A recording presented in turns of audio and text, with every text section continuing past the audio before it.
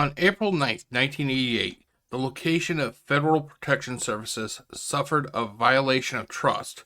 The perpetrator, one of their own employees. Welcome to another installment of Black Site Files from Unsolved Mysteries. In this installment, we will be hearing about the case of Jack Quinn. This case first aired on the December 14th, 1988 episode of Unsolved Mysteries. As of this installment of Black Site Files from Unsolved Mysteries, Jack Quinn has never been apprehended. Reports state that he could be living either in Hawaii or Maryland. I personally believe that at his current age of 84, I personally feel that he is either dead or in declining health, living in a medical care facility under an alias. I just want to welcome you to the latest episode of Black Site Files from Unsolved Mysteries. This is Season 1, Episode 11, Case Number 2, The Wanted Case of Jack Quinn. We will get to the beginning of this case right after these commercials from the 1970s. Long ago, I learned that all engineering is a matter of designing machines to solve problems. I'm Neil Armstrong. The Apollo program, I acquired a respect for the ability of Chrysler Corporation engineering to help solve some of the incredible problems of space travel. Now I've seen what they've done for cars, and I'm convinced Chrysler engineering has solved many of the problems that concern all drivers. By pioneering the use of front-wheel drive in small American-built cars, they've given them a new kind of control and handling. The bigger cars, they have engines and transmissions that are right for the times. Sport coupes have been given clean, aerodynamic designs that slice through the wind. As an engineer, I find the cars from Chrysler Corporation exciting, innovative approaches to the needs we all have today. I think you will, too.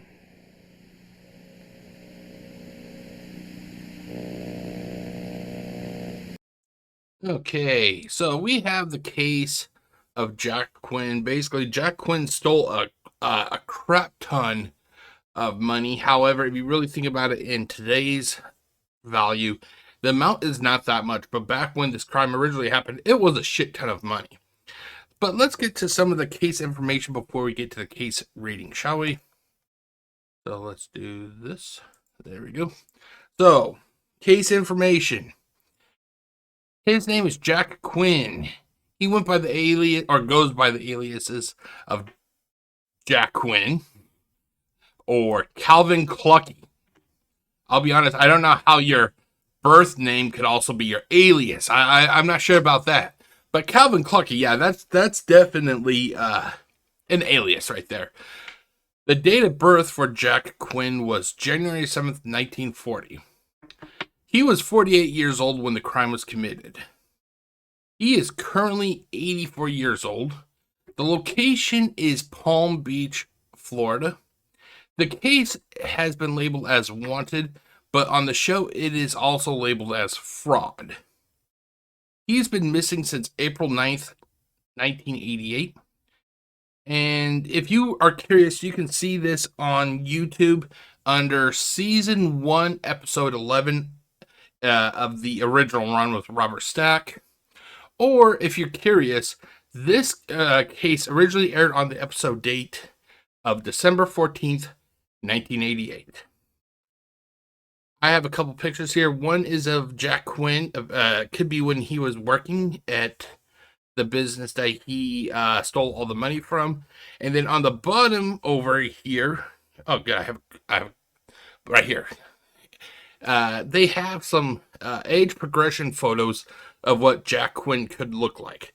Now, I personally think that best case scenario, he's dead. The guy committed the crime. He needs to pay. Worst case scenario is that he is still alive. However, he's probably in declining health. And at this point, he is most likely living in like a care home. As people get older, they cannot take care of themselves that much, as they get older. I'm guessing being on the run after stealing over $1 million, it's probably done something to the guy psychologically. You're always having to look over your shoulder. But we are going to get to the case reading right about now. Okay, so let's pull up the case file. This is on the Unsolved Mysteries wiki. So let's get going. So basically, this is in the Florida 1988 theft and two more these are the, I'm guessing these are the like the tags or whatever, but we have embezzlement and wanted. Jack Quinn. Real name is Jack Anthony Quinn, also known as Jack Quinn or Calvin Clucky. Uh, I can't help but think that he's trolling us with this name, Calvin Clucky. However, even if he was trolling us with the alias, what he did was serious, ladies and gentlemen, theft. He's been missing since April 9th, 1988. Details. Jack Quinn was the vice president and general manager of Federal Protection Services, a company that provided security and armed guards to banks and other institutions. Every day, the company handled millions of dollars in cash, and Quinn oversaw the company's security operations. At 8 a.m. on Saturday, April 9, 1988, Quinn arrived at his office. Only a few people, including Supervisor Harry Goldberg, were working that day. While Harry was working at his desk, Quinn was working in the vault. Harry often passed the vault area and did not notice Quinn doing anything strange.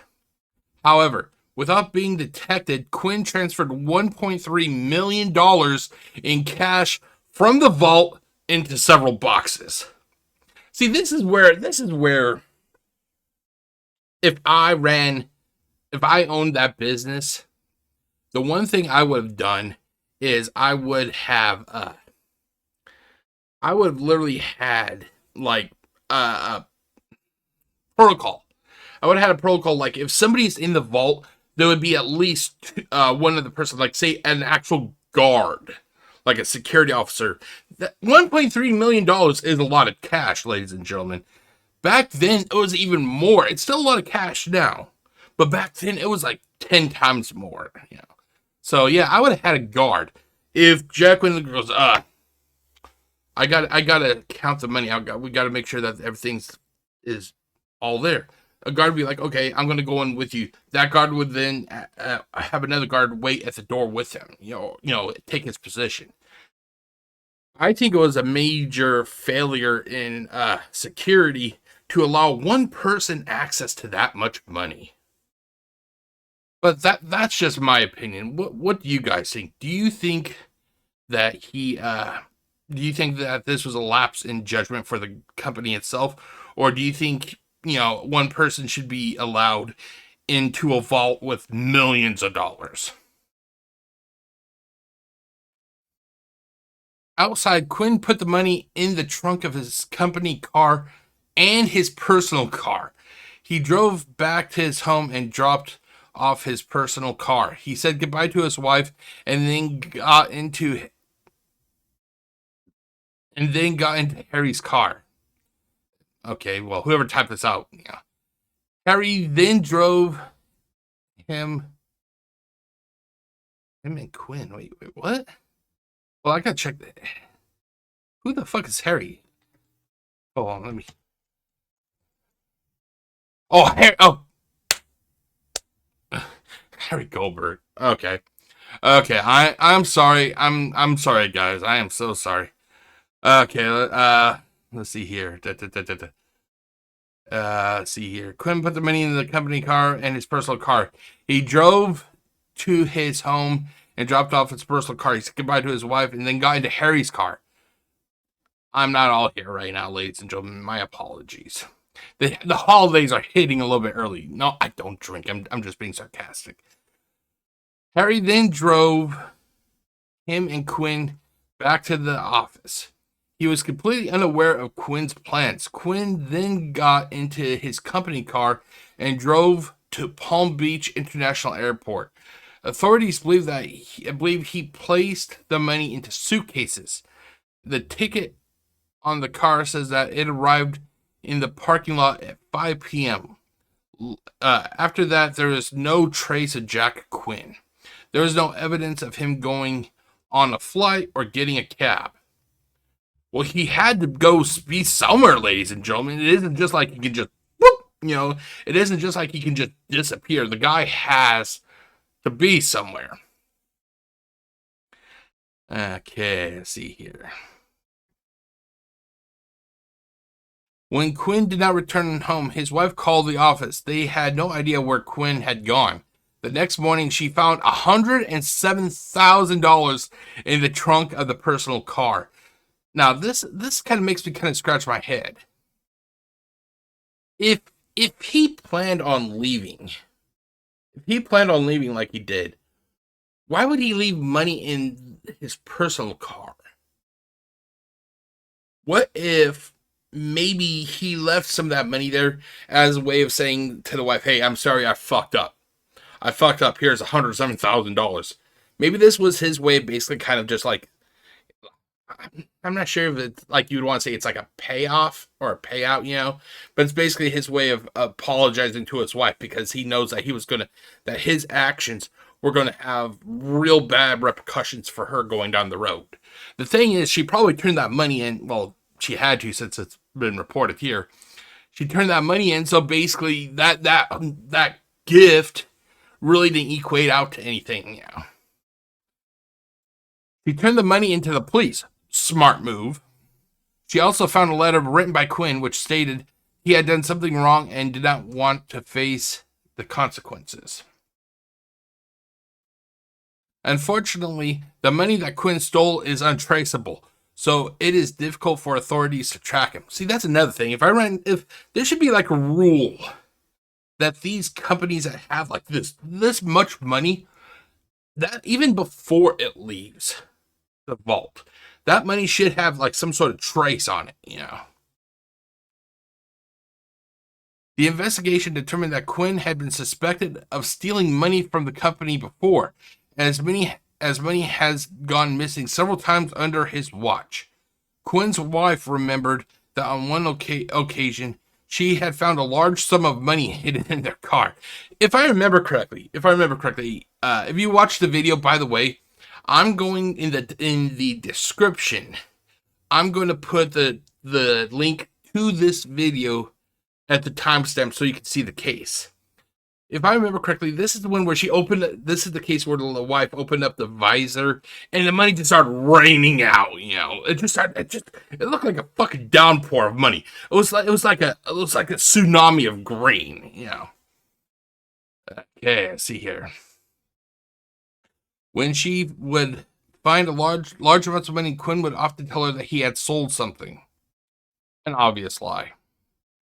The investigation also revealed that Quinn had previously rented a 10-acre horse ranch. Not cheap if you ask me. Which was suspicious to friends and family because he only had a $35,000 annual income. Wait a minute, hold on. He was the vice president and general manager of Federal Protection Services. Let's go over that again. Vice president and general manager of Protection Services. This guy was not just like a low ranking accountant or even a janitor. This guy was the vice president. How is it that even in 1988, how is it that a vice president and general manager was only pulling in $35,000 annual income? How is that even possible? Now, granted, times have changed, but like my job, I think I'm either at $35,000 annual or I'm just above it. You're telling me that my job pays either equal or more than that of a vice president's job? Holy shit. Now, I'm not condoning what he did at all. I'm not condoning what he did. He did something wrong. He needs to pay. But I mean, like, now I don't know. We don't know what the job of a vice president does for this business. But you would expect vice president to have a slightly more significant pay increase.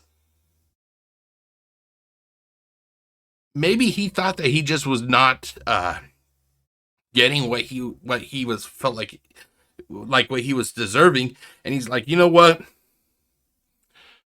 I've been busting my butt for this company for 10, 20, however many years.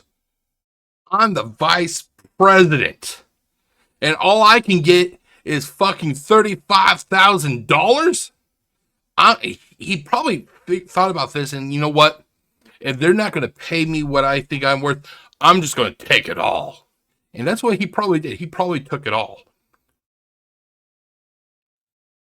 Several weeks prior to his disappearance, Quinn learned he would be facing jail time due to not paying money back to the IRS. Dude, how the fuck is it that you don't pay? I'm a crazy motherfucker. I say a lot of shit. I will defend myself to the dying day. Even I don't want to fuck with the IRS. This guy was crazier than I am. There was no evidence that he was having an affair. Oh, I think this was mentioned in the video itself that he was possibly having an affair. Several times in the month prior to the theft, he would leave for work at 5 a.m. but not arrive to work until 9:30 a.m. It is believed that he was meeting his mistress during this time. It is also suspected that he may have ran away with her. Hey, humans they will go wherever the nearest piece is that they think they can get. Quinn is still wanted for theft. He has not been seen since April 9th, 1988. Here's a theory. Here's a theory. You ready? My theory is, what if he met up with the mistress after stealing all that money and she killed him? She killed him, took the $1.3 million, left on April 9th, 1988. He's off in the wind. Everybody's still looking for him.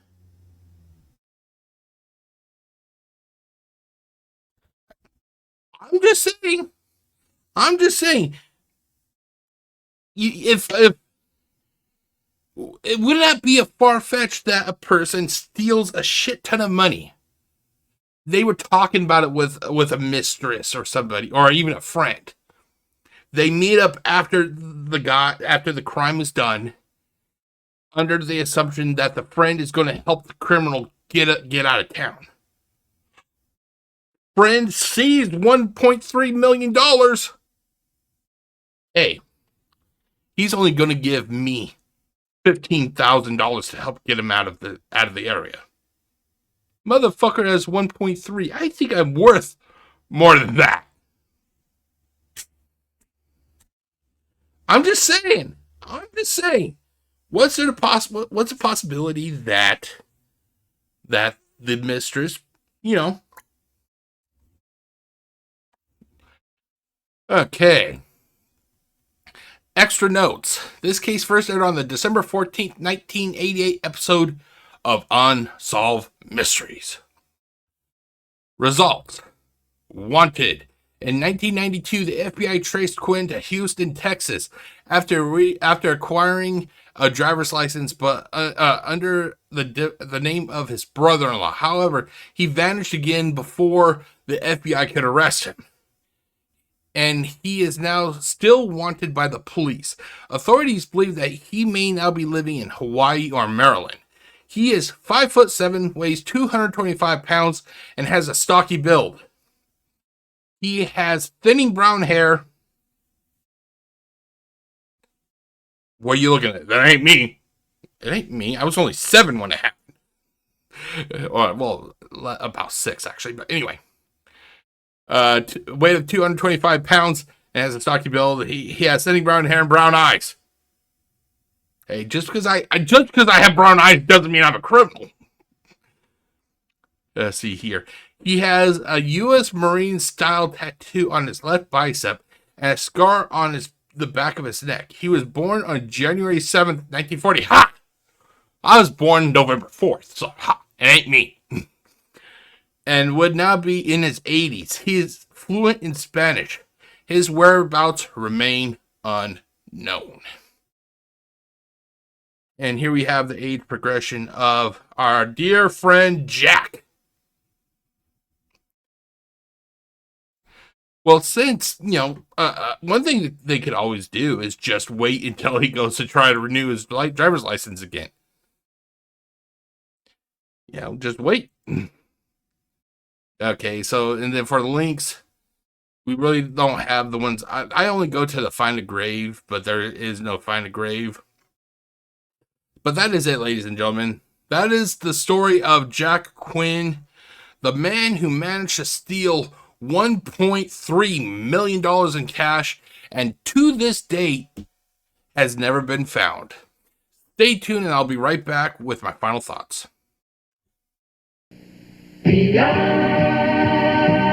Discover a new horizon. Horizon TC3, the first American sport coupe with front-wheel drive. Discover standard features like electric release hatchback, AM/FM radio, radial tires.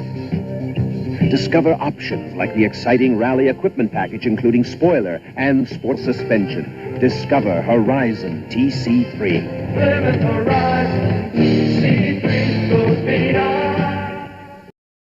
Alrighty, everybody, time for my final thoughts. Overall, even though it is kind of comical that a guy was able to steal $1.3 million, while people were looking at him, this is still something that needs to seriously be addressed. Literally, we have a guy, the vice president. This wasn't just a janitor who's like, you know what? 30 years, I've been wiping these floors. I've been cleaning the toilets after they take a shit. And I don't even get a fucking thank you on Christmas. I'm going to take this place for its... It isn't even a case like that. You literally had the vice president, somebody who should know between right and wrong. He was helping keep the money safe. And he stole it. He stole it. Basically, I think that this was a major failure of the business itself also. Jack Quinn, he's like number one. But also number two is the business. Because the business failed to do what was needed. No oversight of Jack when he was in that vault. Why was there no cameras in that vault? You would think that something with $1.3 million, it would have a couple little cameras watching it, I'm pretty sure that if Jack went in there and saw the cameras, he'd be like, "Yeesh, they could actually catch me doing this. It may not be worth it."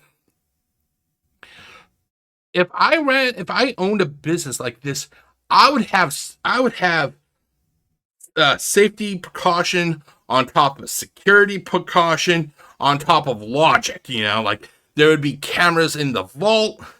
There would be a guard watching Jack as he's doing whatever the fuck he was doing. There would be a security officer outside the vault. There would be numerous checkpoints. And the vault would be like in the middle of the building, like right in the heart of the building.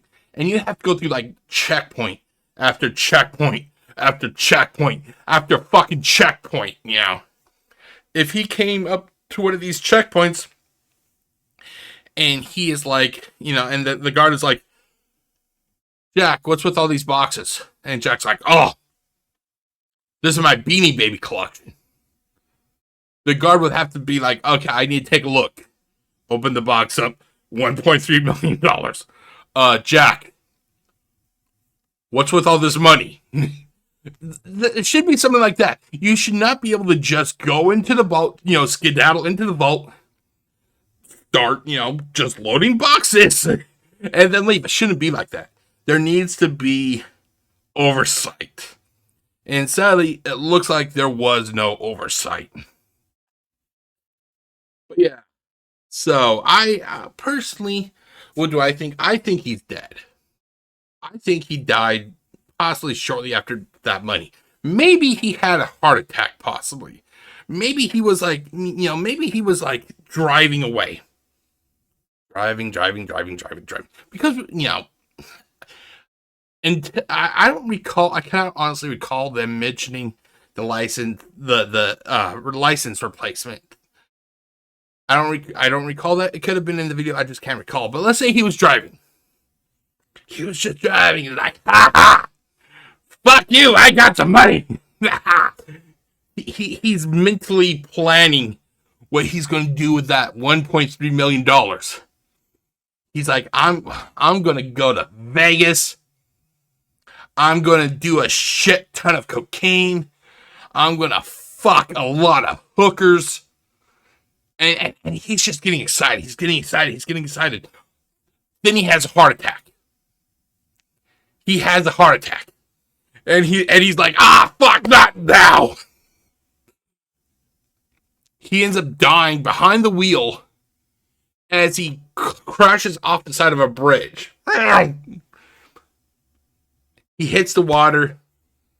They could have possibly found the car. Who knows if the money was in it. But somehow he got washed out of the car and he ended up just kind of going downstream and, whatever, Either that's what could have happened, or it's like I mentioned earlier, the mistress. The mistress is like, you know what? I've been performing every kind of sex act on this guy for the last 5 years. And now he's just going to wave me off? Hell no. That's and then she basically killed him, took the $1.3 million and ran, But that's just my thoughts. But overall, like I said, the guy committed a crime and he needs to pay for it. Thankfully, his wife did the smart thing. She actually turned over the $107,000 to the authorities, So I'm hoping that, during the investigation that hopefully they let her go, But that is it, ladies and gentlemen. That is the end of this case. Stay tuned, Stay tuned, ladies and gentlemen, because the next case next time, it will be one of my favorite cases, ladies and gentlemen. We have the mysterious death of Clarence Roberts. A long, long time ago, Clarence and his wife Geneva, they were kind of like the socialites of their little community. However, Clarence ran among some hard times and he lost everything. He lost the money, he lost a big house, he lost the fancy cars, he lost his fucking mind. Well, one day Clarence died in a fire. Fast forward several years into the future. Clarence's wife Geneva, she died in another fire also. However, oddly enough, Clarence's body was found again in the second fire. This leads to the question, how did his body get in this second fire? And a lot of people wonder to this day, was Clarence really dead in that first fire? If it wasn't Clarence, then who was it? You can find out more about this case in the next installment of Black Site Files from Unsolved Mysteries. But that is it, ladies and gentlemen. I hope you have enjoyed this video. As always, if you're watching on YouTube, feel free to click that subscribe button, click the like, click the bell, and you'll be alerted when I release more content. I try to release content on a regular basis. Some of it's Transformers related, some of it's Unsolved Mysteries related, some of it is me doing react videos. So, if you're watching on Facebook, feel free to click that like button and you will be alerted when I release new content on that platform. My name is Jeff, aka GCurse, reminding you, crime never pays. Peace out and stay safe, everybody. Good night.